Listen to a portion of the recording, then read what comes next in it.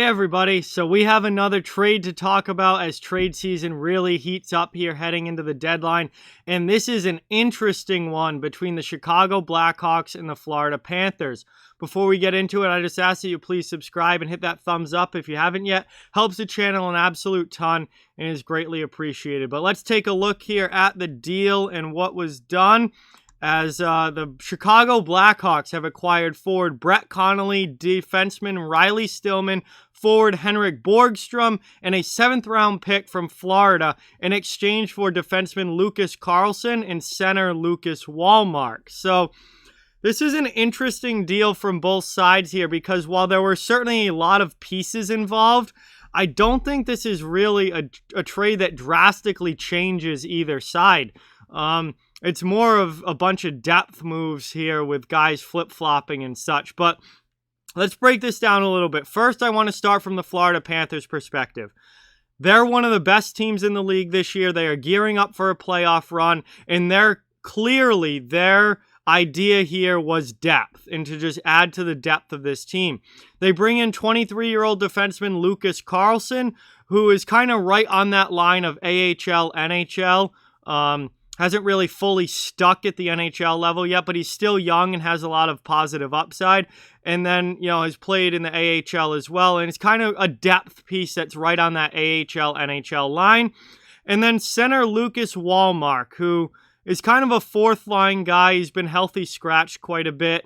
Hasn't really become the player that he was expected to when Carolina brought him into the league. But a guy that, again, is probably an extra forward for the Florida Panthers just to be a depth piece heading into the playoffs to make sure that they are deep enough to go on a deep run and deep enough that if one or two guys end up going out with an injury, that it's not going to really hurt the Panthers too much. Wallmark's 25 and a guy who can play fourth-line minutes if you need him to. When everyone's healthy, he's probably just an extra forward, but the Panthers wanted to make sure that they had that depth. So a couple of depth moves here, one forward, one defenseman. Coming into the Panthers, they are clearly gearing up for the playoffs. For Chicago, they get forward Brett Connolly. He's a veteran guy who has had a really down year this year.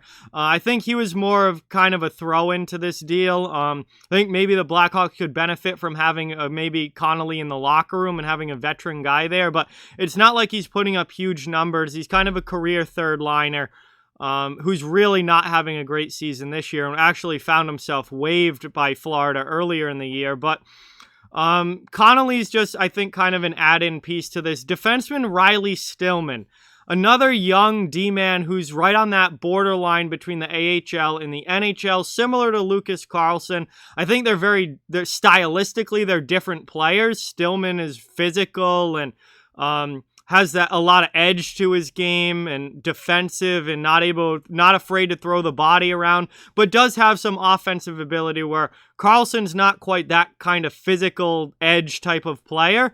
But it's a young defenseman for young defensemen here who are kind of both just depth guys right now, but have upside potential moving forward.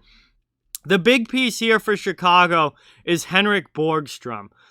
This is a guy who has a lot of untapped potential and a lot of talent, but never could really put it together for the Florida Panthers. I think Chicago really is going into this deal looking for Henrik Borgstrom to kind of be the diamond in the rough type of find that you can get in trades like this sometime, and that a change of scenery in a new organization could really end up doing him wonders, and he might end up being a really big piece to the Blackhawks.